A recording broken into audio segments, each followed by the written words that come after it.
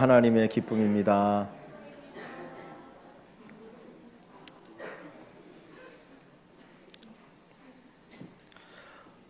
몇 년 전에 처음 생긴 신조 가운데 88만 원 세대라는 말이 있습니다. 대학을 졸업하고 20대 비정규직으로 취직하면 평균적으로 88만 원을 받는다는 참 비극적인 신조어입니다. 그런데 요즘은 3포 세대, 5포 세대, 7포 세대 더 비극적인 단어들이 수없이 나오게 됩니다. 참 우리의 삶이 얼마나 암울한가 하는 것을 보여주는 단어들인 것 같습니다. 농촌에 있는 총각들이 장가를 가지 못해서 외국에서 신부를 데려오는 것은 어제 오늘의 일이 아니죠. 그래서 베트남이나 동남아시아에 한국에 신부를 구합니다 하는 그런 플랜카드가 붙어 있는데, 가만히 생각해 보면 그 신부들만 참 안 된 게 아니라 그 신부들을 맞이하는 신랑들도 참 안 됐다는 생각이 들어요. 말도 안 통하는 여자를 아내로 맞이하고 문화가 다르고 생각이 다른 여자를 아내로 맞이해서 살아갈 때 얼마나 답답할까. 말이 통해도 안 통하는데 이 말이 안 통하는 여자를, 그것도 문화도 다른 여자를 데려다가 아내로 삼고 살아가니 얼마나 힘들까. 참 이게 어떻게 보면 오늘 우리 시대의 단면을 보여주는 것 같습니다. 사는 것에 대한 희망이 사라져 버린 시대가 아닌가, 절망의 시대가 아닌가. 현대를 표현하는 말 가운데 하나를 꼬집으라면 곤고하다는 말을 쓸 수 있지 않을까, 그런 생각이 들어요. 풍요 속의 빈곤, 공허감, 박탈감, 이것이 아마 많은 사람들이 갖고 있는 그 마음의 모습은 아닌가 하는 생각이 듭니다. 지금 힘든 것이 고통스러운 것이 아니고 미래에 대한 희망이 보이지 않는 것이 어떻게 보면 더 고통스러운 것이 아닐까. 우리의 자녀들이, 우리의 젊은이들이 그런 고통 가운데 산다고 생각할 때 참 가슴이 아픕니다. 우리 인간은 고민을 가지고 살아가는 존재입니다. 동물은 고민이 없어요. 그냥 먹을 것이 있으면, 누워 잠자리가 있으면 그들은 만족하며 살아갑니다. 그러나 인간은 고민하며 살아가고 때로는 무거운 짐을 지고 살아가는 것이 인간의 모습입니다. 이런 인간들을 향해서 오늘 본문의 주님은 은혜 보좌로 나오라, 은혜 보좌로 나오라고 초청하고 계십니다. 우리 모든 분들이 은혜 보좌 앞에, 하나님 앞에 나갈 수 있기를 간절히 소원합니다. 우리가 읽은 이 본문 앞부분에 보면 14절에서는 우리에게 큰 대제사장이 계시니 승천하시니 곧 하나님의 아들 예수 그리스도라고 말씀합니다. 그리고 16절에 가서는 은혜 보좌를 이야기합니다. 제사장이 앉는 자리가 보좌가 아니고 왕이 앉는 자리가 보좌죠. 그런데 그 예수 그리스도가 큰 대제사장이시고 그분이 그 보좌에 앉아 계시는데 그 자리가 은혜 보좌라고 이야기합니다. 보좌는 왕이 앉는 자리입니다. 최고의 권력의 자리입니다. 그 왕이 한마디만 하면, 손가락 하나만 움직이면 살고 죽는 것이 거기에서 결정이 되어집니다. 죄송스러운 얘기지만 우리의 정치 현실 속에서 또는 우리의 삶의 현실 속에서 그 권력이 얼마나 무서운지를 우리는 알고 있습니다. 그런데 그 보좌가 사람을 살리고 죽이는 어떤 그 무자비한 보좌가 아니고 은혜가 흐르는 보좌라고 이야기하면서 그 은혜 보좌 앞으로 나오라고 말씀합니다. 다시 말하면 하나님의 은혜를 구하라. 오늘 우리가 이 땅을 살아가다 힘들고 어려울 때 주님은 우리에게 말씀하시기를 너희는 내게 나와 나의 은혜를 구하라. 그리하면 살 수 있다라고 얘기합니다. 힘들고 어려울 때마다 하나님의 은혜를 구할 수 있기를 소원합니다. 하나님의 보좌로부터 흘러내리는 그 하나님의 사랑과 하나님의 은혜를 여러분들이 구하고 누리며 살아가실 수 있기를 주의 이름으로 간절히 축원합니다. 지난 금요일날 요한복음 14장부터 16장의 말씀을 간략하게 드렸습니다. 14장부터 16장에 보면 주님이 여러 가지 얘기하시면서 중간중간마다 기도에 대해서 말씀하신다 그랬어요. 기도를 말씀하시는데 그 기도의 내용, 그 기도를 말씀하시는 내용을 보면 무엇이든지 내게 구하라는 거예요. 무엇이든지 내게 구하라. 주님, 우리가 기도할 때 기도의 제목을 정해놓고 한정해놓고 이것 안에서 구하라고 말씀하지 않고 무엇이든지 너희가 원하는 대로 너희의 기도 제목 무엇이든지 내게 구하면 응답하시겠다라고 말씀하고 있습니다. 여러분이 가지고 있는 문제들, 여러분이 가지고 있는 아픔들, 여러분이 가지고 있는 짐들을 주님 앞에 다 내려놓으시면 주님이 그 문제들을 해결해 주실 줄 믿습니다. 시편 81편에 보면 내 입을 크게 열라 내가 채우리라. 입을 크게 열라 내 입을 채우리라. 여러분들 자녀들에게 밥을 먹여보신 적이 있으시죠? 아이들 어렸을 때 먹이는데 잘 안 먹는 아이들이 있어요. 그러면 어떻게 하면 야, 입 좀 크게 벌려 크게 벌려. 그리고는 콩알 하나 주지 않잖아요. 입 크게 벌리게 하고 그 다음에 한 숟가락 그냥 밥 팍 퍼가지고 반찬 넣어가지고 확 줍니다. 먹고 건강하라고. 하나님 왜 우리를 입을 크게 벌라고 말씀합니까? 많이 채워주겠다는 거예요. 야, 내가 잔뜩 줄 테니까 입 크게 벌려 크게 벌려. 여러분이 믿음으로 입을 크게 벌리시고 하나님 주시는 좋은 것들을 마음껏 드실 수 있기를 소원합니다. 예레미야 33장 3절에 보면 너는 내게 부르짖어라 내가 내게 응답하겠고 내가 알지 못하는 크고 비밀한 일을 보이리라. 우리가 부르짖으면 하나님 응답해 주십니다. 우리가 부르짖으면 이전에 보지 못했던 놀라운 일들을 우리에게 보여주십니다. 이게 은혜예요. 이게 은혜의 보좌입니다.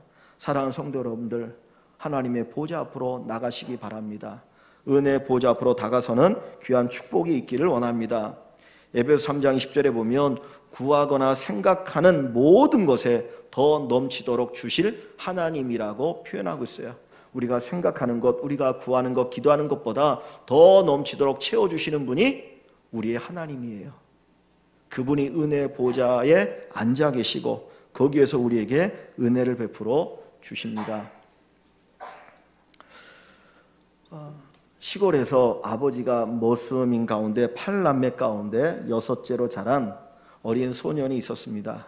아버지가 머슴이고 형제가 8명이기 때문에 정말 항상 빈곤하게 살았습니다. 가난하게 살았습니다. 겨우 초등학교를 졸업하고 집을 도우면서 풀을 뜯어 소를 먹이고 새끼를 기르면서 하루하루를 살아갑니다. 그러나 그의 마음속에 꿈이 있습니다. 공부하고 싶은 마음이 있습니다. 그래서 새벽마다 교회에 나가서 하나님 앞에 기도합니다. 하나님, 저 공부하고 싶은데 공부할 수 있도록 좀 도와주세요. 공부할 수 있도록 좀 도와주세요. 그러다가 서울로 상경했습니다. 공부하기 위해서. 그럼 구두 닦기 하면서 어렵게 살아가면서 공부를 시작합니다. 어디에서 잠을 자든지 간에 근처 교회에 가서 기도하면서 하나님의 도움을 간구합니다. 새벽에 기도하는데 하나님께서 그에게 기회를 주셨습니다.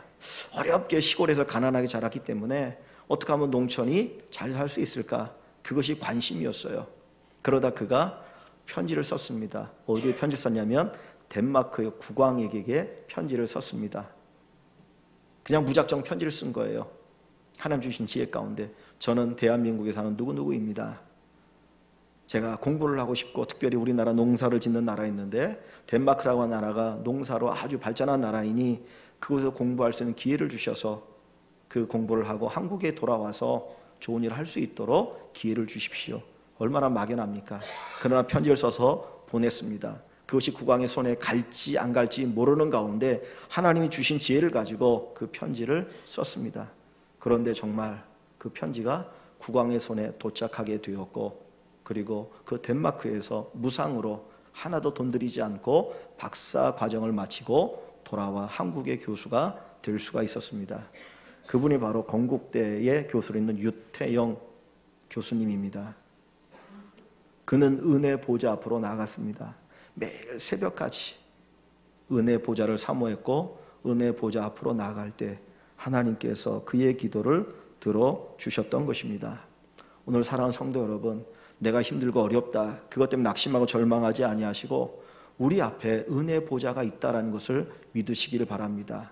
그 은혜 보좌 앞에 나가면 하나님께서 여러분들의 기도를 들으시고 여러분들에게 은혜 주실 줄 믿습니다. 복음성가 가운데 이런 복음성가 있습니다. 괴로울 때 주님의 얼굴 보라. 평화의 주님 바라보아라. 세상에서 시달린 친구들아 위로의 주님 바라보아라. 눈을 들어 주를 보라. 내 모든 염려 주께 맡겨라. 슬플 때에 주님의 얼굴 보라. 사랑의 주님 안식 주리라. 우리 찬양 한번 하나님께 드리면서 은혜 보좌에 나가기를 소원합니다. 힘이 없고 내 마음 연약할 때 능력의 주님 바라보아라.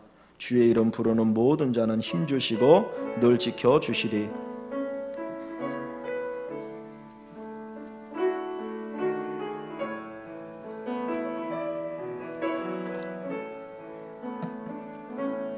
괴로운 주님의 얼굴 보러 평화의 주님 바라보아라. 세상에서 시달린 친구들아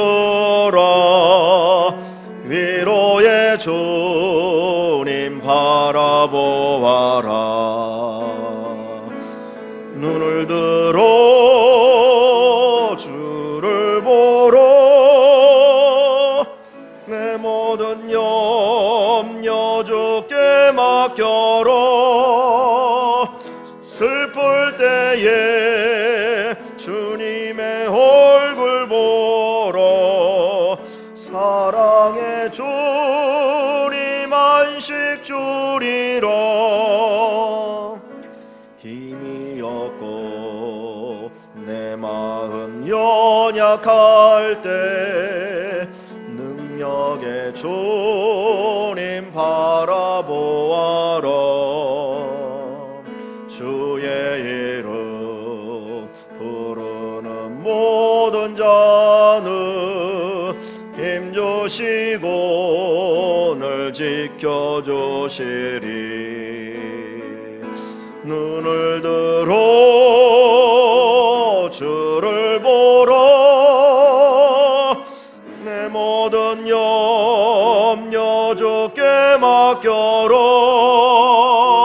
슬플 때에 주님의 얼굴 보라. 사랑의 주님 안식 주리라. 주님은 오늘도 우리에게 말씀합니다. 은혜 보좌 앞에 나오라. 은혜 보좌 앞에 나오라. 내가 너에게 은혜 주기를 원하니 은혜 보좌 앞에 나오라. 우리 모든 일광의 식구들이 은혜 보좌 앞에 담대히 나가시를 축원합니다. 오늘 이 말씀 속에 16절 말씀을 다시 보시면 그러므로 우리는 긍휼하심을 받고 때를 따라 돕는 은혜를 얻기 위하여 은혜 보좌 앞에 담대히 나아갈 것이라. 우리가 은혜 보좌 앞에 나아갈 때 어떤 자세로 나가야 될 것이냐 말씀하고 있는데 담대하게 은혜 보좌 앞에 나가라는 거예요. 머뭇거리지 말고 주저하지 말고 갈까 말까 가면 될까 그러지 말고 담대하게 은혜 보좌 앞에 나가라고 말씀하고 계십니다. 이 담대하게라고 하는 이 단어는 두 가지의 뜻이 있는데 첫 번째는 확신을 가지고요. 확신을 가지고 여러분들이 기도할 때에 확신을 가지고 기도해야 합니다. 예배 나올 때도 확신을 가지고 나오셔야 합니다. 은혜 보좌 앞에 나갈 때 확신을 가지고 나가야 됩니다. 내가 나가면 하나님이 내게 은혜 주신다. 내가 기도하면 하나님 응답해 주신다. 내가 예배하면 하나님 내게 은혜 주신다. 확신을 가지고 나갈 수 있기를 원합니다.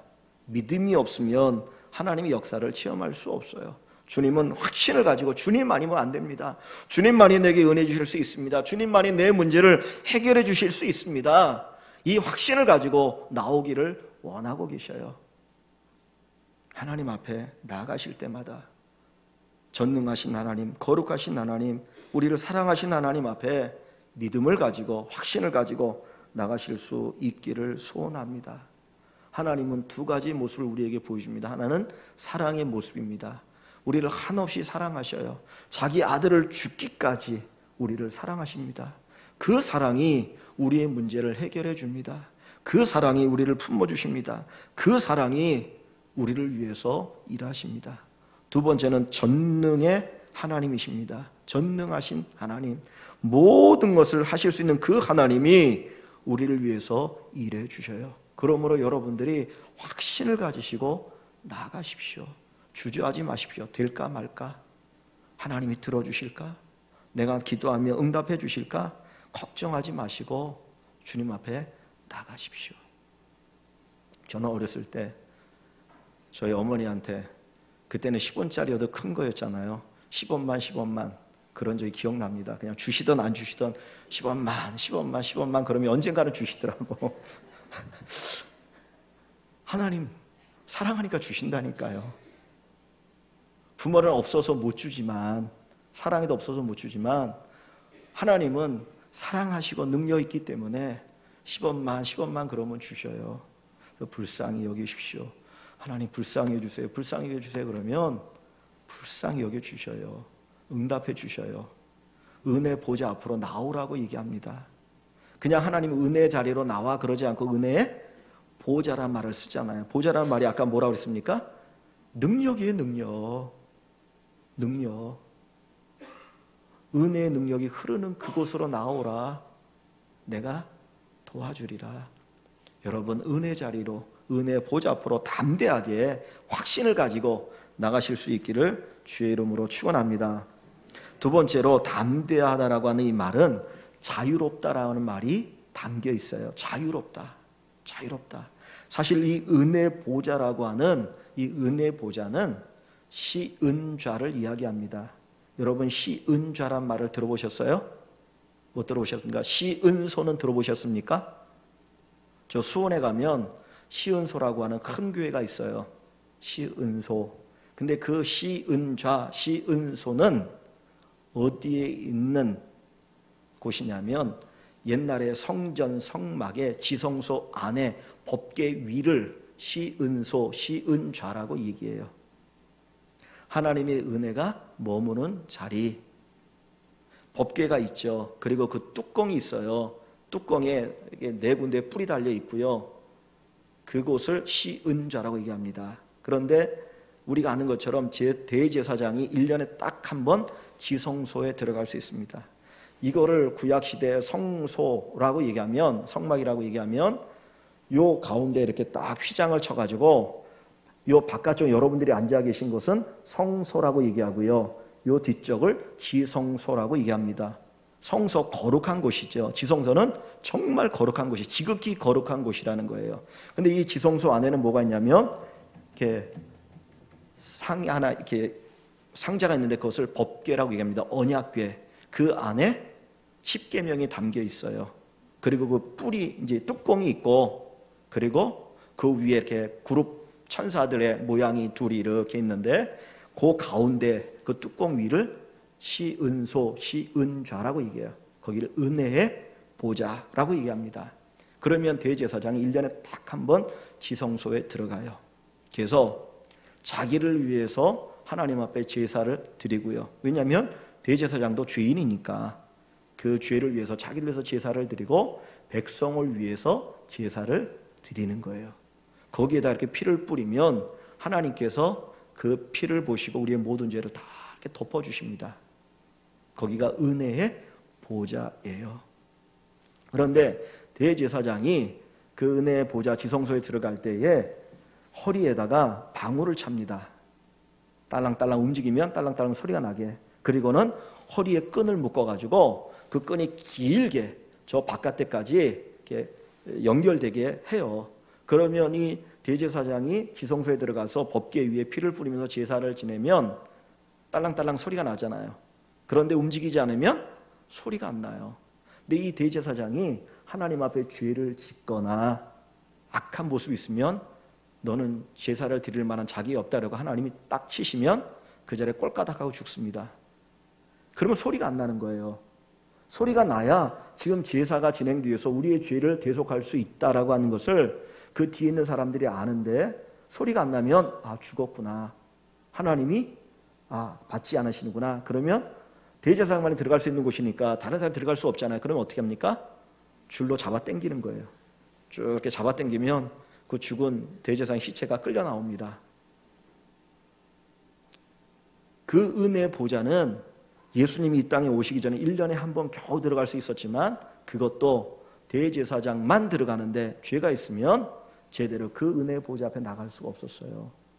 그런데 예수님이 십자가에 달리셔서 죽으실 때에 성전에 무슨 사건이 일어납니까? 휘장이, 성소와 지성소를 가로막고 있던 휘장이 위에부터 아래까지 쫙 찢어졌어요. 인간이 찢었으면 아래서부터 위를 찢을 거 아닙니까? 높으니까. 근데 위에서부터 아래가 찢어졌다는 건 뭐예요? 하나님이 찢으셨다는 거예요. 그래서 하나님께 나가는 길이 열리게 되었습니다. 그래서 자유롭게 그 은혜 보좌에 나갈 수 있는 길이 열린 거예요. 하나님께서 딱 열어놓으시고 언제든지 오라는 겁니다. 그러면 내가 너희에게 은혜를 베풀어 주리라. 우리나라에도 구청이나 시청에 가면 구청장을 만나는 날 또는 시장을 만나는 날이 있죠. 평상시에는 만나기가 어려워요. 동장도 만나기가 어렵습니다. 어떤 문제가 있어요. 근데 가서 그거를 좀 이렇게 얘기를 하려고 하는데 안 만나준다고요. 근데 딱 자유롭게 언제 몇 시부터 몇 시까지 만나는 날이 있습니다. 시청 앞 광장에 가면 시장을 만날 수 있어요. 내게 문제가 있어요. 그런데 그것을 가지고 여러분들 나가겠습니까? 안 나가겠습니까? 자유롭게 만날 수 있다면 나가겠지 않습니까? 나를 위해서 준비하고 있다면 아마 누구나 다 같이 나가서 네, 이 문제가 있습니다. 어떻게 이 문제 좀 해결해 주십시오. 그리고 아마 다 나갈 거예요. 지금 하나님께서 기다리고 계십니다. 자유롭게 언제든지 와라. 네 문제, 네 고민을 가지고 오면 내가 그 은혜 보좌에서 너를 만나 너를 위해서 다 문제를 풀어주고 해결해 주시겠다라는 겁니다. 이게 놀라운 축복이에요. 예수님이 십자가에 달리심으로 말미암아 우리에게 그런 특권이 주어졌습니다. 여러분들이 은혜 보좌 앞에 담대히 나가시기를 주 이름으로 간절히 축원합니다. 하나님은 은혜 보좌를 그리고 그 보좌 위에서 우리를 기다리시고 우리를 만나 주십니다. 우리가 은혜 보좌 앞에 나갈 때 우리에게 놀라운 일 두 가지가 일어나게 됩니다. 16절 다시 보시면 그러므로 우리는 긍휼하심을 받고 때를 따라 돕는 은혜를 얻기 위하여 은혜 보좌 앞에 담대히 나갈 것이라 했습니다. 우리가 은혜 보좌 앞에 나갈 때 첫째 우리에게 뭐가 주어요? 긍휼하심을 받는다는 거예요. 긍휼히 여김을 받는다. 다시 말하면 불쌍히 여김을 받는다라는 거예요. 이 얘기를 바꿔 말하면 하나님이 우리와 아픔을 함께 하신다라는 거예요. 아픔을 함께 하신다. 여러분, 내가 힘들고 어려울 때 누군가 내 곁에서 아픔을 함께 하면 힘이 되지 않습니까? 그 문제를 해결해 주는 것 관계없이 내가 아파할 때 함께 아파하고 함께 염려하고 함께 근심하면 그게 힘이 되어져요. 어제 아침에 이렇게 밥 먹으면서 보니까 주영은 작곡가 있죠. 방송인 주영은이 둘째를 낳는데 수중분만을 하더라고요. 우리 아이 낳을 때 수중분만이 한창 유행이었는데 또 갑자기 이제 수중분만을 하는데 그 부인이 이렇게 이제 집에다가 이렇게 조그만 풀을 만들어 놓고 거기 물을 채우고 거기에서 수중분만을 하는데 남편이 뒤에서 이렇게 그 아내를 꼭 껴안고 같이 호흡하면서 이제 그 아이를 출산하는 거예요. 근데 막 그 부인이 막 아파가지고 막 힘들어하니까 뒤에서 막 눈을 찡그리면서 눈물을 이렇게 막 흘리면서 같이 그 산고에 동참하는 그 모습을 이렇게 보여주더라고요. 이게 주님이 우리를 긍휼히 여기시는 겁니다. 내가 힘들어할 때 주님은 우리 곁에서 같이 힘들어하셔요. 같이 아파하셔요. 그것을 동정이라고 말씀하고 있어요. 왜 주님이 그렇게 같이 아파하실 수가 있는 겁니까?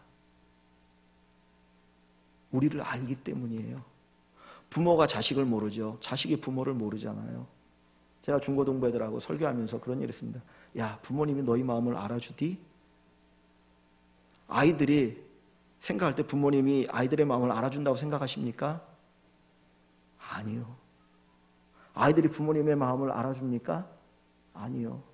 저도 결혼했지만 저도 제 부모님, 제 어머님의 마음을 사실 잘 몰라요.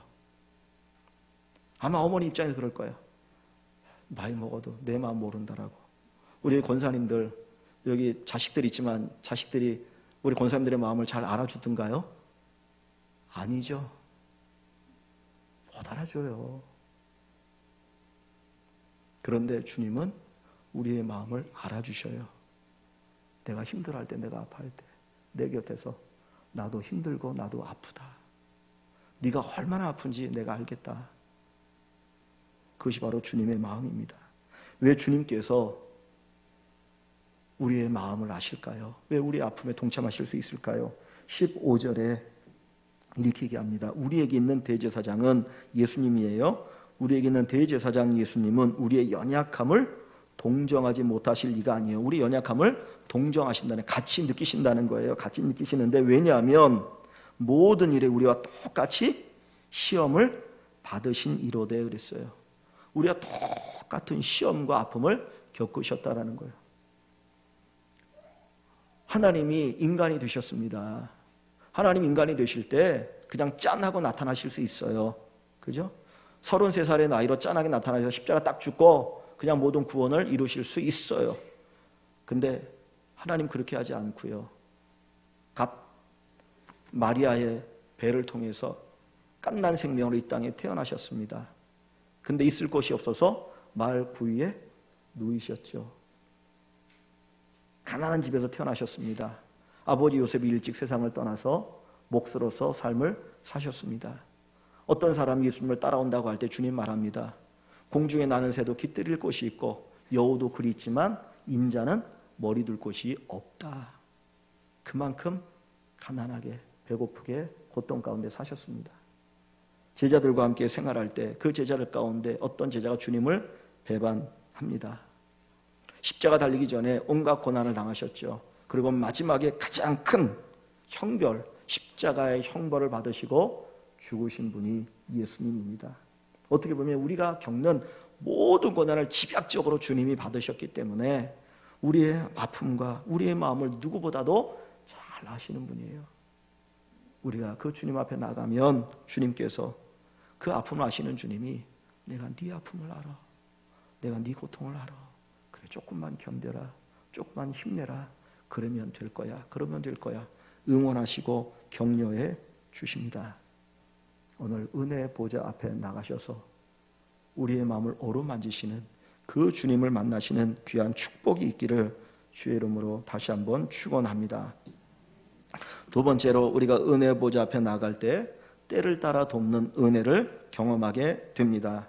16절 끝부분에 때를 따라 돕는 은혜를 얻기 위하여 은혜의 보좌 앞에 담대히 나아갈 것이다 그랬습니다. 은혜는 거저 주시는 것이에요. 내가 수고를 했기 때문에 받는 것이 아닙니다. 내가 하루 종일 일해서 삭슬 받는다면 그것은 삭시지 은혜가 아니거든요. 내가 일하지 않았는데 자격이 없는데도 거저 주는 것이 은혜입니다. 사실 하나님의 은혜를 받을 만한 자격이 우리에게 없어요. 그러나 우리가 하나님의 아들이고 하나님의 딸이기 때문에 그냥 거저 우리를 도와주시는데 그것이 바로 은혜입니다. 근데 어떻게 해요? 때를 따라 적절하게 우리의 가장 꼭 필요한 은혜를 우리에게 공급하여 주신다고 말씀하고 있습니다. 우리가 살아가면서 상처도 많이 받습니다. 우리 연약함이 있습니다. 주님이 다 치료해 주십니다. 그 상처를 녹여주십니다. 우리를 회복시켜 주십니다. 내가 또 다른 사람에게 상처와 아픔을 주지 않도록 우리를 치료하시고 우리를 회복시켜 주시는 분이 바로 하나님이십니다. 내가 연약하고 내가 곤고하고 내가 피곤할 때 하나님 우리를 도와주셔요. 우리에게 힘을 주셔요. 이기게 하셔요. 견디게 하셔요. 새로운 역사를 바라보게 하십니다. 바울은 은혜의 보좌를 체험했던 사람입니다. 그래서 그는 고백합니다. 내게 능력 주시는 자 안에서 내가 모든 것을 할 수 있느니라. 하나님 내게 능력을 주시니까 내가 어떠한 상황 속에서도 이길 수가 있었고 이겨왔다. 여러분들도 바울처럼 하나님의 능력을 경험하시기를 원합니다. 하나님의 은혜를 경험하시기를 원합니다. 다윗은 어린 나이였지만 그 목동의 삶 속에서 하나님의 은혜를 경험했어요. 하나님의 능력을 경험했어요. 때로는 양을 칠 때 사자가 옵니다. 곰이 옵니다. 그때 하나님의 능력으로 곰을 물리치고 사자를 물리치니 나중에 블레셋의 그 대장인 골리앗이 쳐들어왔을 때 담대하게 나와서 싸우잖아요. 만군의 여호와 이름으로 내가 싸운다라고, 그리고 승리합니다. 우리 앞에 때로는 사자가, 때로는 곰과 같은 시련과 어려움이 닥쳐옵니다. 그러나 그때 하나님 은혜를 경험한 사람은 골리앗 같은 어마어마한 위험이 우리에게 다가올 때에도 능히 이겨나가게 됩니다. 그것이 하나님의 은혜예요. 은혜 보좌 앞으로 우리는 사랑하는 성도 여러분들이 다가설 수 있기를 간절히 축원합니다. 스코틀랜드의 독립운동을 했던 로버트 브루스라고 하는 분이 있었습니다. 얼마 전에도 스코틀랜드가 잉글랜드, 영국으로부터 독립하려고 하다가 무산이 되었지요. 그러니까 과거에도 스코틀랜드가 독립하려고 하다가 그게 되지 않았는데, 이분이 독립운동을 할 때에 적들에 의해서 도망다니는 신세가 되었습니다. 자기 생명을 보존하기 위해서 도망다니다가 마지막 어느 동굴에 숨어 들어갔습니다. 그런데 이를 잡기 위해서 끝까지 쫓아왔는데 보이지 않는 거예요. 한쪽으로는 분명히 동굴에 들어갔을 것 같아요. 그래서 동굴에 들어가기만 하면 그 사람을 잡을 수 있었고 그 사람은 죽게 되어지는데, 쫓아온 추적자들이 동굴로 들어오지 않고 그 앞에 서 있다가 그냥 가는 것이었어요. 너무 의아했습니다. 왜 그럴까? 왜 그럴까? 앞에 왔으면 한번 쭉 순찰하고 가야 되는 것이 당연한데 왜 들어오지 않았을까? 근데 나중에 딱 보니까 자기가 동굴에 들어올 때는 보이지 않았는데, 없었는데 동굴에 들어와 숨어 있는 동안에 거미 한 마리가 동굴 입구를 거미줄로 쫙 친 거예요. 얼마나 열심히 쳤겠습니까? 거미줄이 막. 그러니까 이 사람들이 와서 동굴 앞에 와갖고는 들어갈까 그랬는데 거미줄이 쫙 쳐져 있으니까 안 들어갔을 거라 생각하는 거예요. 왜냐하면 사람이 누군가 들어갔으면 거미줄이 다 끊어져야 되는데 거미줄이 그대로 온전하게 있는 거 보니까 여기 사람이 들어가지 않았다 그래서 그냥 돌아간 거예요. 그 동굴 속에 있으면서 하나님 앞에 기도했어요. 하나님의 은혜 보좌 앞으로 나갔어요. 하나님 도와주십시오. 내 생명이 달려 있습니다. 사느냐 죽냐라고 하는 이 위기 가운데 있는데 하나님 도와주십시오. 그때 하나님은 거미 한 마리를 통해서 그의 생명을 살려주셨어요. 하나님의 은혜입니다. 은혜 보좌 앞으로 나가기를 원합니다. 오늘 하나님은 우리가 나오는 것을 기뻐하십니다. 하나님께서 우리에게 은혜 주시길 원합니다. 언제든지 은혜 보좌 앞으로 나와라. 그리하면 내가 너에게 은혜를 베풀 것이다. 이 히브리서 4장을 여러분들이 나중에 읽어보시면 그 4장 1절부터 쭉 흐르는 내용이 뭐냐면 안식에 관한 이야기예요. 안식. 다른 말로 하면 쉼입니다. 쉼. 우리가 쉼 없이 살아가는데 하나님은 쉼에 대한 이야기를 이 4장에서 하고 계셔요. 4장 1절 한번 볼까요? 그러므로 우리는 두려워할지니 그의 안식에 들어갈 약속이 남아 있을지라도 너희 중에는 혹 이르지 못할 자가 있을까 함이라고 이야기합니다. 8절에 그런즉 안식할 때가 하나님의 백성에게 남아 있도다. 안식에 대한 이야기를 하고 있어요. 이 안식은 죽어서 천국 가서 누리는 안식을 이야기하는 게 아니에요. 지금 이 땅에 살아가면서 누릴 수 있는 쉼과 안식을 이야기합니다. 그런데 안식을 이야기하다가 12절에서 하나님의 말씀은 살아있고 운동력이 있다. 말씀의 능력을 이야기하고 14절에 가서는 우리 큰 대제사장이 있으니 은혜 보좌 앞으로 담대히 나가라고 이야기합니다. 두 가지를 얘기하죠. 하나는 말씀을 얘기하고 하나는 뭘 얘기하는 거예요? 쉽게 얘기하면 기도를 얘기하는 겁니다. 그러면 말씀과 기도를 통해 뭘 주기를 원하셔요? 안식 주기를 원하셔요. 우리에게 최고의 은혜는 이 땅을 살아가면서 하나님 주시는 안식을 누리는 겁니다. 공고한 인생 가운데, 쉼이 없는 인생 가운데 하나님으로 말미암아 하나님 주시는 그 안식을 누릴 때 우리의 삶은 행복한 거예요. 그 안식을 얻기 위해서 은혜 보좌 앞으로 나가는 겁니다. 여러분, 인생을 산다는 것은 고민을 안고 살아가는 거죠.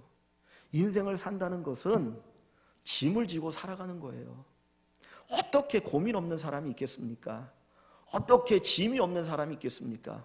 저에게도 고민이 있고 짐이 있고요. 여러분들에게도 고민이 있고 짐이 있습니다. 자식이 많으면 가지 많은 나무에 바람 잘 날 없다고. 우리 인생 다 그런 거 아닙니까?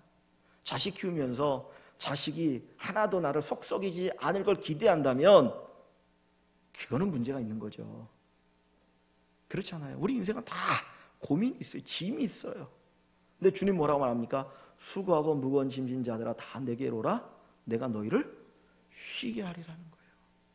그 짐을 지고 우리가 주님께 가면, 함께 주님과 함께 멍에를 매면 주님이 그 멍에를 매주시겠다는 거예요. 거기서 안식을 누리는 겁니다. 좀 쉽게 얘기하면 이렇게 얘기하고 싶어요. 밥하고 빨래하는 것이 짐이죠. 그런 내가 사랑하는 사람을 위해서 밥하고 빨래한다면 정말 그것을 통해서 사랑하는 사람이 새 옷을 입고 나가는 것이 기쁘고 즐겁고 맛있게 식사를 하는 기쁘고 즐겁다면 밥하는 것이 짐입니까? 아닙니까? 그래도 짐인가요? 예. 예. 하강하는 비행기를 타고 항하는 사람이 어깨에 무거운 짐을 졌습니다. 그 짐이 뭔지 알아요? 낙하산이에요. 근데 그 낙하산이 있어야, 짐을 져야 하강할 때 그것이 뭐가 됩니까? 내 생명을 살리게 되어지죠. 우리 인생에 짐이 있어요. 그러나 주님 안에 거하면, 은혜의 보좌 앞에 나가면, 기도하면 그게 짐이 아니게 된다는 거예요. 내가 일하는 게 아니고 하나님이 일해 주신다는 거예요. 그래서 주님께서 뭐라고 말합니까? 멍에를 매라는 거예요. 나의 멍에를 매라는 게, 우리나라에서는 소가 멍에를 맬 때 한 마리가 멍에를 메고 일하잖아요. 그러나 이 이스라엘에서는 두 마리가 멍에를 매는데 큰 소 한 마리하고 작은 소 한 마리가 두 개 나란히 멍에를 메고 합니다. 그러면 누가 멍에를 메고 일하는 게 되나요? 작은 소가 아니라 큰 소가 멍에를 메고 일하잖아요. 작은 소는 옆에 같이 따라가는 거예요. 주님께서 내게 멍에를 메고, 나의 멍에를 메고 배우라고 하는 것은 주님이 나와 함께 멍에를 매주시겠다는 건데, 그 멍에를 매서 누가 일한다는 거예요? 내가 일한다는 거예요. 내가 일한다. 내가 일한다. 그래서 주님이 말씀하잖아요. 아직 아버지가 일하시니 나도 일한다라고 말씀하고 계십니다. 지금도 주님이 일하시는데 누구를 위해서 일하느냐? 우리를 위해서 일하시는 거예요.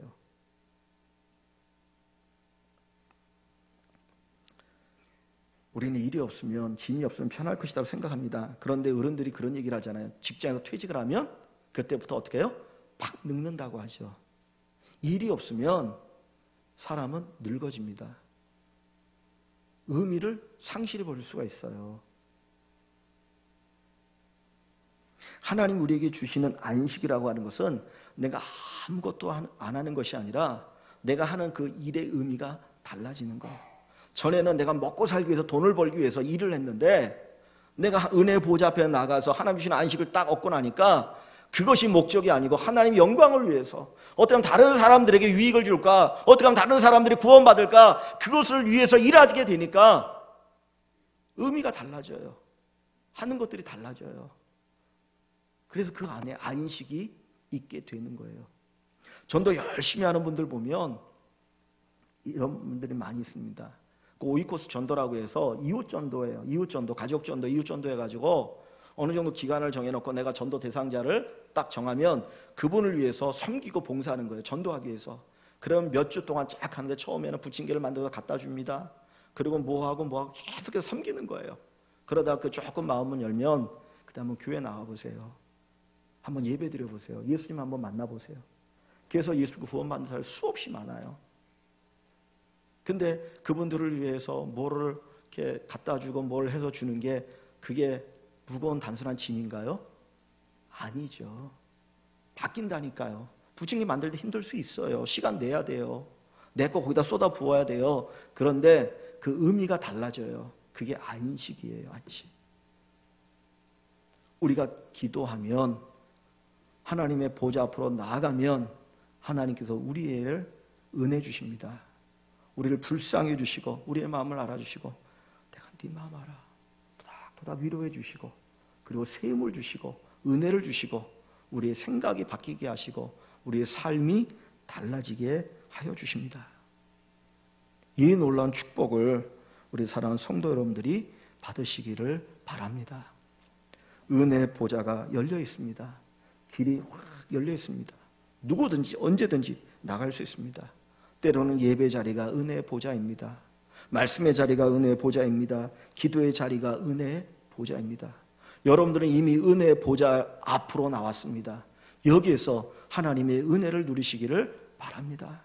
그냥 때우는 예배, 내가 구원받기 위해서, 천국 가기 위해서 그냥 억지로 드리는 예배가 아니라 정말 하나님의 은혜가 임할 것을 기대하면서, 하나님의 은혜가 내게 주어질 것을 기대하면서, 내가 하나님 안에서 안식을 누릴 것을 기대하면서 예배를 드리고 말씀을 듣고 기도하시고 찬양하시고 하나님을 섬기는 분들이 되어서 오늘 주님이 우리에게 약속하신 것처럼 큰 은혜를 부어주신 놀라운 축복이 우리 모든 일광의 식구들에게 있으시기를 주의 이름으로 간절히 축원합니다.